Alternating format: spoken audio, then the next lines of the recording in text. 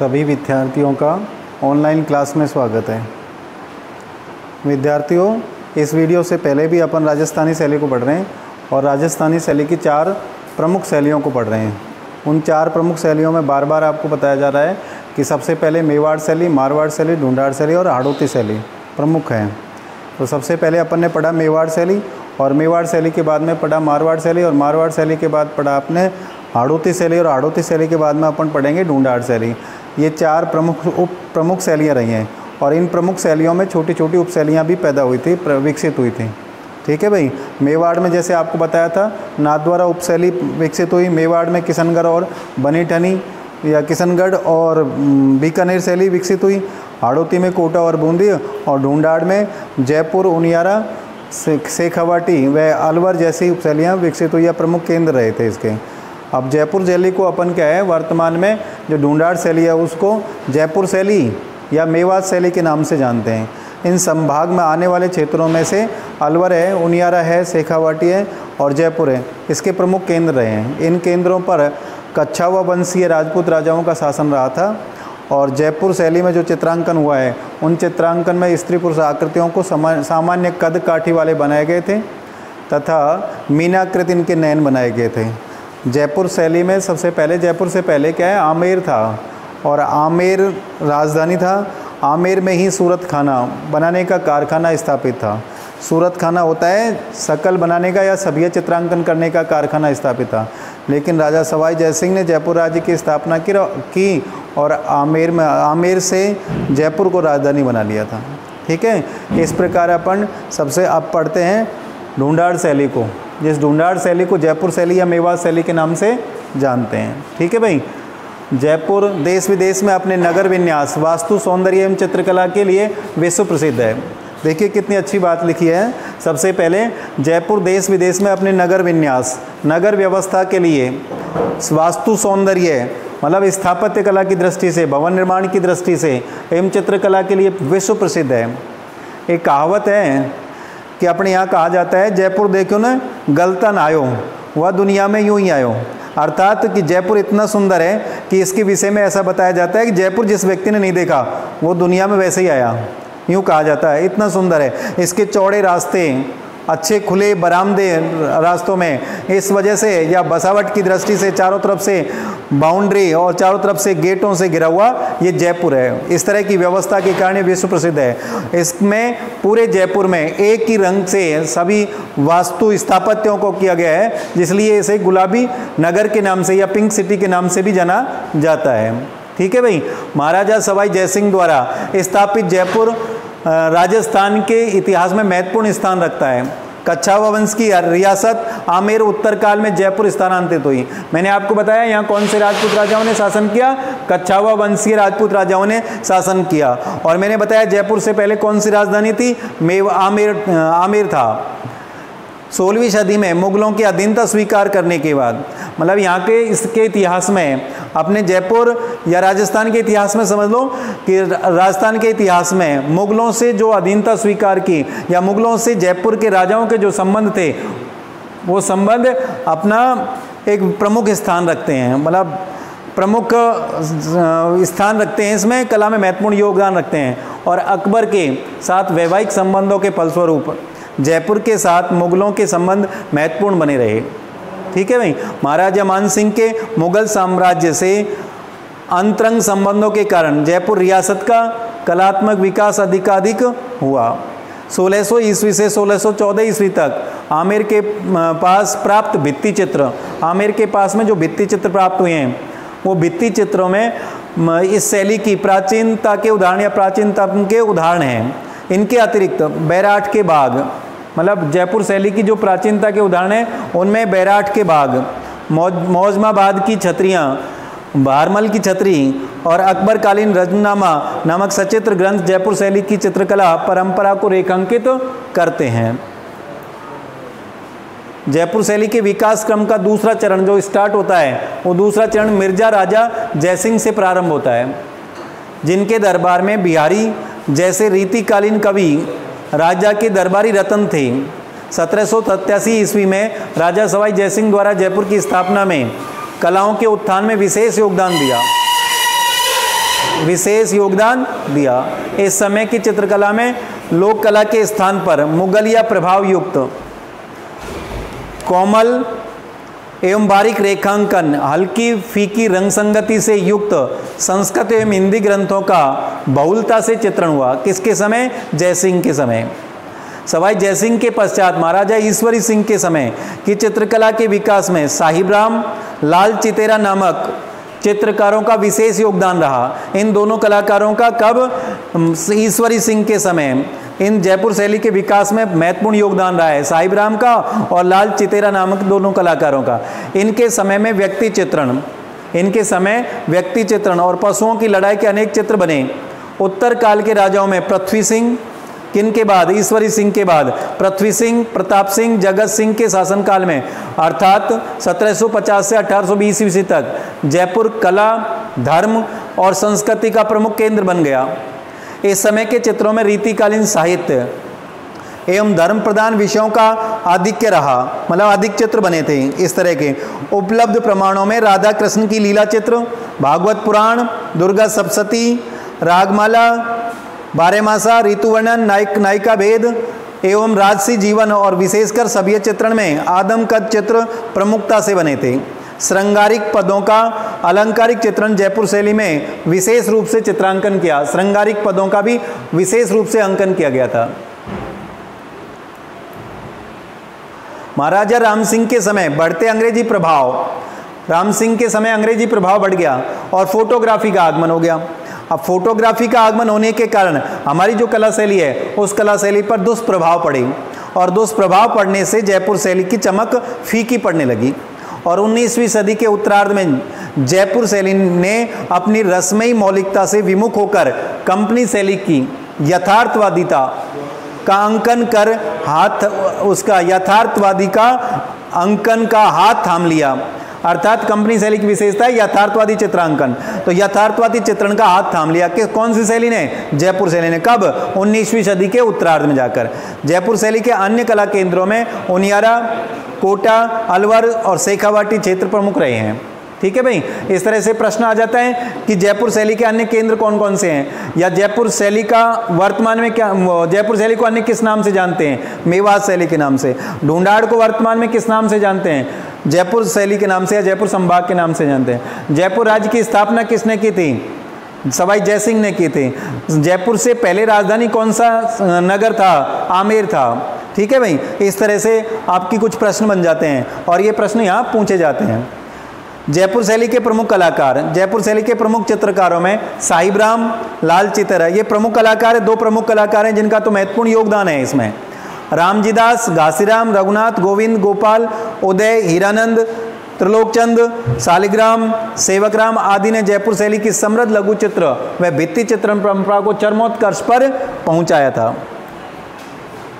जयपुर शैली की प्रमुख विशेषताएं, प्रमुख विशेषताओं में आपको बता रखा है। अधिकतर आप शैली, जो कोई सी भी शैली हो, उन कोई सी भी शैली की विशेषताओं में सबसे पहले जैसे आकृति को लेंगे। आकृति में स्त्री आकृति और पुरुष आकृतियाँ होती हैं, तो पहले पुरुष आकृति लिख लो, उसके बाद स्त्री आकृति। फिर उसके बाद अगर आपके पास याद नहीं रहता या किसी तरह का आपको ध्यान आए तो रंग भी लिख सकते हैं। रंग के बाद अपन लिख सकते हैं जैसे विषय लिख सकते हैं। इस तरह की विशेषताएं, प्राकृतिक वैभव का भी कहीं कहीं प्राकृतिक चित्रण हुआ है, कहीं रात्रिकालीन चित्रण हुआ है। इस तरह की अपनी विशेषताएं हैं। तो उन विशेषताओं में अपन पहली विशेषता पढ़ रहे हैं आकृति, और आकृति में पहली विशेषता हम पढ़ रहे हैं पुरुष आकृति। तो जयपुर शैली में मैंने आपको बताया पुरुष आकृतियों को सामान्य कद काठी वाले बनाए गए थे, मतलब सामान्य जैसे अपन लोग होते हैं इसी तरह के सामान्य कद काठी के बनाए। गोल चेहरा बनाया गया था, ऊंचा ललाट और छोटी नासिका बनाई गई, मोटे अधर बनाए गए, मतलब मोटे अधर मतलब होठ बनाए गए थे, मांसल युक्त चिब्बुक बनाई गई थी। चिब्बुक का मतलब होता है ठोड़ी, और मीनाकृत नैन, मीने के समान मतलब छोटे नैन बनाए गए थे। वस्त्र आभूषणों में मुगलिया जामा, वस्त्र आभूषणों में, क्योंकि इनके जयपुर शैली के शासक या जयपुर के शासक थे, उनका मुगलों से अच्छा संबंध रहा। वैवाहिक संबंध का भी इसमें लेख आता है, जैसे कि जयपुर के महाराजाओं ने अकबर से वैवाहिक संबंध जोड़े थे, तो इसलिए इनके जो वस्त्र आभूषण थे उन पर किसका प्रभाव आया? मुगलिया का। और मुगलिया प्रभाव आने से मुगलिया जामा, जामा होता है शरीर में ऊपर पहनने वाला कपड़ा होता है, और कमर पर पटका, कमर में बांधा जाने वाला, और पाजामे से युक्त चित्रित की गई पुरुष आकृतियों को। स्त्री आकृति, स्त्री आकृति भी वही मीनाकृत ने लालिमा युक्त गोल चेहरे, उभरे अंगुली अधर, कपोलों पर झूलती अलकें अर्थात बालों की लटें, और मांसल यौवनी काया, मांसल युक्त यौवन भरी काया, अलंकृत राजस्थानी मुगल मिश्रित वस्त्र, मुगल मिश्रित वस्त्र आभूषणों के साथ चित्रित की गई हैं। तीसरी विशेषता जो आती है वो है हाशिए। अब हाशिए कौन से होते हैं कि चित्र के बनाने के बाद जो चारों तरफ बाउंड्री की जाती है और बाउंड्री के अलावा जो शेष भाग बच जाता है उसे हाशिए कहते हैं। और उस हाशिए में क्या है, मुगलिया प्रभाव वगैरह में तो कुछ लेख भी लिखे जाते थे, लेकिन अपने यहाँ क्या चारों तरफ से खाली छोड़ दिया जाता था, कहीं कहीं आलेखन किया गया था। जैसे जयपुर शैली में मुगलिया प्रभाव आने के कारण बेल बूटों से आलेखन किया गया है। हाशिए आकृति रचना में अंग प्रत्यंग के उभार के लिए पर्दाज का काम किया गया। पर्दाज मुगलिया विधि है, और मुगलिया विधि में पर्दाज क्या है, कपड़े व चेहरे पर बारीकियों को दर्शाने के लिए जिस विधि का प्रयोग किया जाता है उसे पर्दाज कहते हैं। ये पर्दाज आपको पहले भी बताया गया है कि ये मुगल काल में भी जहांगीर काल में आ चुका है। और पर्दाज 3 प्रकार के होते हैं, खत पर्दाज, बिंदु पर्दाज और धुआं पर्दाज। ऐसे बच्चों याद रखना है आपको। कई बार ऐसा होता है इंटेलिजेंसी की परख ले लेता है कोई भी, या आप कहीं कंपटीशन में जाते हो तो कंपटीशन में पूछ लिया जाता है तो इस तरह से, या अपने यहाँ भी प्रश्न आ सकता है, जैसे छोटे प्रश्नों में आ जाए पर्दाज क्या है और पर्दाज विधि का प्रयोग कहाँ किया जाता है, कपड़े व चेहरे की बारीकियों को दर्शाने के लिए किया जाता है। पर्दाज विधि क्या है, मुगलिया विधि थी। आकृति रचना में अंग प्रत्यंग के उभार के लिए पर्दाज का काम जयपुर कलम की निजी विशेषता रही है। हाशियों में ईरानी प्रभाव लिए बेल बूटे, फूल पत्तियां और विभिन्न पशु पक्षियों की आकृतियों को सुसज्जित किया गया था। चौथी विशेषता आती है रंग। रंग बताया आपको मैंने कि जयपुर से ये अपनी राजस्थानी शैली में रंग चटकीले और चमकदार का प्रयोग किया है। सबसे प्रमुख विशेषता, जैसे अपन विशेषताओं में पढ़ेंगे राजस्थानी शैली में जब इस तरह का आएगा, रंग संगति में लाल, पीले, हरे रंग के अलावा हल्की रंग योजना में मुगल प्रभाव दृष्टिगत होता है। कालांतर में स्वर्ण रंग की भी बहुलता के साथ साथ मानक, पन्ना एवं मोती आदि रत्नों के चित्रों में अलंकारिक जड़ाई जयपुर शैली की निजत्व प्रदान करती है। मतलब इसमें जयपुर शैली में क्या है, ये क्या नाम से ये मानक है, पन्ना है, मोती आदि रत्नों का, ऐसे रत्नों से संबंधित जो कलर हैं उन कलरों का प्रयोग सबसे पहले इसमें किया था जयपुर शैली में, और जयपुर शैली की निजता को प्रदान करती हैं। हरे रंग का आधिक्य लिए चित्रों में चांदी के रंग की पतली किनार से युक्त लाल काले रंग के हाशिए प्रधानता से बनाए गए थे। लाल काले रंग के हाशिए बनाए गए थे। यहाँ विषय वस्तु है 5वीं विशेषता। विषय वस्तु में तो राजस्थानी शैली में अधिकतर भगवान श्री कृष्ण की लीलाओं से संबंधित चित्रों को बनाया गया और उन्हीं से संबंधित ग्रंथों को चित्रित किया गया, जैसे गीत गोविंद है, भागवत पुराण है, रसिक प्रिया है, और इस तरह के चित्रों को बनाया गया। जैसे अब जयपुर शैली में विषय वस्तु में कृष्ण लीला, पौराणिक आख्यान भी वही है, भगवान श्री कृष्ण की लीलाओं से संबंधित ग्रंथों का चित्रांकन, भागवत पुराण, आदि पुराण, बिहारी सतसई, दुर्गा सप्तशती, बारहमासा, रागमाला, दरबारी चित्रण, व्यक्ति चित्रण, पशु पक्षियों की लड़ाई, स्त्री सौंदर्य आदि का चित्रण प्रमुखता से हुआ। ये विषय वस्तु वाली विशेषता हो जाती है। आगे राजस्थानी शैली की प्रमुख विशेषता। अपनी अब राजस्थानी शैली कंप्लीट होती है, पूर्ण होती है, और पूर्ण होने के बाद पूरी राजस्थानी शैली जो अपन ने 4 स्कूलें पढ़ी हैं या 4 प्रमुख शैली पढ़ी हैं, और उनमें 3 उपशैलियाँ भी पढ़ी हैं अपन ने, जैसे मेवाड़ शैली में नाथद्वारा पढ़ी और मारवाड़ शैली में बीकानेर और किशनगढ़ को पढ़ा। इन सारी शैलियों को पढ़ने के बाद निष्कर्ष में राजस्थानी शैली की प्रमुख विशेषताएँ क्या रही हैं। उन प्रमुख विशेषताओं में वैसे सरलता से अगर कहें तो 4 विशेषता होती हैं। एक तो पौराणिक आख्यानों के चित्रांकन या कृष्ण लीला से संबंधित चित्रांकन होता है, अर्थात यहाँ चित्रण विषय क्या रहे, कृष्ण लीला के चित्र रहे। मैंने आपको बताया था कि राजस्थानी शैली है, उस राजस्थान में राजपूत राजाओं ने शासन किया, और राजपूत राजाओं ने जब शासन किया तो राजपूत राजा जो शासन कर रहे थे वो वैष्णव संप्रदाय थे या वल्लभ संप्रदाय थे, और वैष्णव या वल्लभ संप्रदाय होने के कारण उनका आराध्य देव कौन था, कृष्ण था। इसलिए उन्होंने अधिकतर कौन से विषय के चित्र बनवाए, कृष्ण लीला के। तो अपनी राजस्थानी शैली में पूरे राजस्थान में किसके चित्र अधिक बनेंगे, या चित्रण विषय प्रमुख क्या हो गया, कृष्ण लीला के। तो कृष्ण लीला से संबंधित चित्रों को चित्रित किया गया। इसके साथ ही ये राजस्थानी जो शैली है वो लोक जीवन से जुड़ी हुई शैली रही है।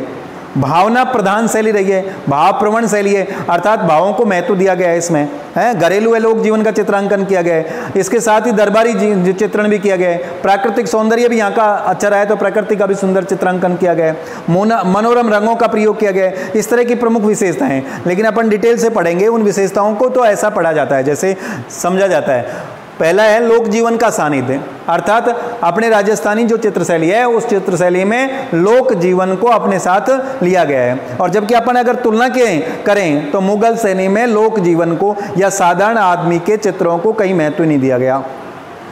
ठीक है भाई। दूसरी विशेषता है भाव प्रधानता, अर्थात हमारी राजस्थानी शैली इस तरह की शैली है जिसमें भावाभिव्यक्ति को महत्व दिया गया है। जैसे राधा और कृष्ण है, उनके चित्रों को बनाने के बाद भावपूर्ण चित्रांकन कह सकते हैं, रसपूर्ण चित्रांकन किया गया है इनके अंदर। वर्ण वैविध्यता, मतलब वर्णों की विविधता रही है, अच्छे वर्णों का, मनोरम वर्णों का, विविध वर्णों का प्रयोग किया गया है। देश काल की अनुरूपता, मतलब देश जैसा देश है उस देश के परिवेश, उसकी संस्कृति के अनुसार, जैसे यहाँ पर राजस्थानी शैली के समय राजपूत राजाओं का शासन रहा, तो उनका जो परिवेश है, उनकी जो संस्कृति है, उस संस्कृति के अनुरूप ही चित्रांकन कार्य किया गया है। 5 विशेषता है प्राकृतिक परिवेश। तो यहाँ राजस्थान का जो स्थापत्य है या प्रकृति का एनवायरनमेंट है, प्राकृतिक एनवायरनमेंट है, उसको भी अपने राजस्थानी शैली में यानी चित्रों में उतारा गया है।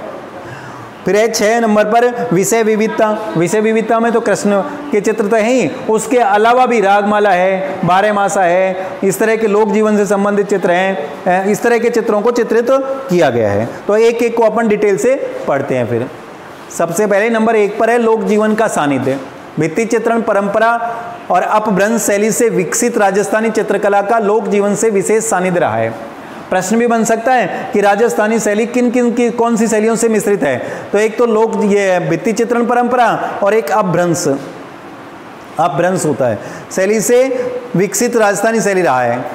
प्रारंभिक चित्रण में सादगी, सरलता, रंगों के अल्हड़ता मतलब वही है सादगी, सरलता एवं विषय वस्तु के चयन में लोक जीवन की भावनाओं का बाहुल्य उसके लौकिक प्रभाव को पुष्ट करती है। उत्तरोत्तर अवस्था में राज्य आश्रय की प्रतिबद्धता और शास्त्रीय गुणों के विकास के उपरांत भी राजस्थानी शैली से लोक कलागत तत्व अलग नहीं हो पाए। मतलब राजस्थानी शैली है जो जन सामान्य से जुड़ी हुई शैली रही है, और जन सामान्य से जुड़ी शैली होने के कारण ये अलग नहीं की जा सकती, अलग नहीं हो पाए, चाहे वो शास्त्रीय प्रतिरूपा हो इनमें, शास्त्रीय गुण हो, या चाहे राजाओं का या राज्य आश्रय मिला हो, लेकिन फिर भी क्या रही है, लोक जीवन से जुड़ी हुई शैली रही है। धार्मिक और सांस्कृतिक स्थलों में पोषित, धार्मिक और सांस्कृतिक स्थलों पर ही ये पल्लवित हुई है पोषित चित्रकला जनजीवन की भावनाओं, सामाजिक विषयों से अधिक संबंधित रही है। नंबर दूसरी विशेषता आती है भाव प्रधान। राजस्थानी शैली में मैंने आपको बताया आंतरिक भावाभिव्यक्ति, मतलब यहाँ प्रकृति को भी जो चित्रांकन किया गया है वो प्रकृति को भी ऐसा चित्रित किया गया है जिसमें मानवीय संवेग को देखा गया है। जैसे दुख में दुखी, सुख में सुखी रूप को दर्शाया गया है, इस तरह के चित्रांकन किया गया है। जैसे राजस्थानी चित्रकला रस प्रधान रही है, भावनाओं को मनोवैज्ञानिक चित्रण उसकी आत्मा है। राधा कृष्ण की माधुर्य भावना के विस्तृत एवं गहनतम चित्रण के द्वारा चित्रकारों ने भौतिक जीवन की रागात्मक एवं अलौकिक जीवन की सात्विकता का सुंदर समायोजन प्रस्तुत किया है। यहाँ पर राधा कृष्ण के मतलब आत्मा परमात्मा का मिलन भी यूँ समझ लो, उसको व्यक्त किया गया है। अर्थात भक्ति और श्रृंगार सजीव चित्रण राजस्थानी शैली की प्रधान विशेषता रही है। तीसरी विशेषता है वर्ण वैविध्य, वर्णों की विविधता। राजस्थानी चित्रकला के रंगों का काव्यात्मक स्पंदन है, मतलब काव्यात्मक दृष्टि से, जैसे भावाभिव्यक्ति, जैसे काव्यों को पढ़ने पर रस आता है वैसे ही यहाँ पर रंगों को देखने पर आनंदानुभूति होती है, रस आता है। इस तरह के रागात्मक तरीके से, लयबद्ध तरीके से रंगों का प्रयोग किया है। इसमें रागात्मक विधि विविध भावों की पुष्टि का आधार स्तंभ है। चटकीले प्रभावोत्पादक रंग योजना इस शैली की पहचान रही है। मैंने आपको बताया कि राजस्थानी शैली में प्रमुख रूप से चटकीले चमकदार रंगों का प्रयोग किया गया है, जिसमें पीले, लाल, हरे, नीले, श्वेत रंगों का प्रयोग अधिक क्षेत्रीय शैली का प्रभाव लिए हुए किया गया है। उत्तर काल में मुगलिया प्रभाव के कारण परिणाम स्वरूप शैली में फीकी रंग संगत, सूफियाना रंग, सलेटी, गुलाबी, बादामी, फाख्ताई रंगों के रूप में अधिकता से दिखाई देते हैं। चौथी विशेषता है देश काल की अनुरूपता, अर्थात देश काल के आधार पर अनुरूपता, उसके अनुरूप ही बनाया गया चित्रांकन को।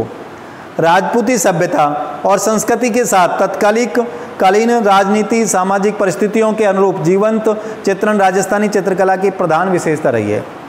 क्षेत्रीय विविधता एवं स्वतंत्र रियासतों में विकसित राजस्थानी शैली की विभिन्न चित्र शैलियाँ अपने आत्मगत स्वरूप में एक रूप जान पड़ती हैं। मतलब कुल में देखा जाए, सभी उपशैली और शैलियों को देखा जाए तो उनमें जो विशेषताएं दिखाई देती हैं, उन विशेषताओं में सिर्फ एक क्षेत्रगत आधार पर थोड़ा सा भिन्नता है, नहीं बाकी वो एक जैसी दिखाई देती हैं, स्वतंत्र एक रूप जान पड़ती हैं। जहां सभी में विषयगत समानता, क्योंकि पूरे राजस्थान पर किसका अधिकार रहा? राजपूत राजाओं का। उनका आराध्य देव क्या था? कृष्ण। तो निश्चित है उन्होंने कृष्ण लीला से संबंधित चित्रांकन सभी ने करवाए। चित्रण विविधता के साथ परिलक्षित होते हैं। दुर्ग, राजप्रसाद, मंदिर, हवेली आदि का राजस्थानी वैभव चित्रकला में बारीकी के साथ चित्रित हुआ है। वहीं मध्यकालीन भक्ति आंदोलन की आधार भूमि और रीतिकालीन काव्य का सजीव चित्रण राजस्थान के कलाकारों का प्राण तत्व रहा है। पांचवी विशेषता आती है प्राकृतिक परिवेश, अर्थात राजस्थानी शैली में किस तरह के प्राकृतिक परिवेश को चित्रित किया गया है। चित्रकला के क्षेत्र में प्रकृति का जितना विराट और वैविध्यपूर्ण चित्रण राजस्थानी शैली में हुआ है, उतना विश्व की अन्य कलाओं में नहीं हुआ। कमल पुष्पों से ढके सरोवर, कितने अच्छे सुंदर चित्रांकन किया गया है। मतलब यहाँ क्या है कि जैसे अपने यहाँ का भौगोलिक स्थिति है, उस भौगोलिक स्थिति के अनुसार ही चित्रांकन किया गया है। मेघों से आच्छादित व्योम में सर्पाकार कौंदती, चंचला सघन वन, उपवन में क्रीड़ा करते पशु पक्षी, निकुंजों में प्रेमालाप करते राधा कृष्ण, प्रकृति के अंग प्रत्यंग जान पड़ते हैं। ऐसा लगता है जैसे ये प्रकृति के ही अंग प्रत्यंग हो, प्रकृति में ही समाहित हो, ऐसा लगता है। ऐसा चित्रांकन यहाँ किया गया है। सरोवरों में तैरती नौकाएं, जल क्रीड़ा करते जल मुर्गे, सारस, चहकते मयूर, कोयल, हाथी, शेर, ऊंट, घोड़ा आदि का चित्रांकन इस शैली का निजत्व है। इसके बाद आती है छठी विशेषता विषय वैविध्यता।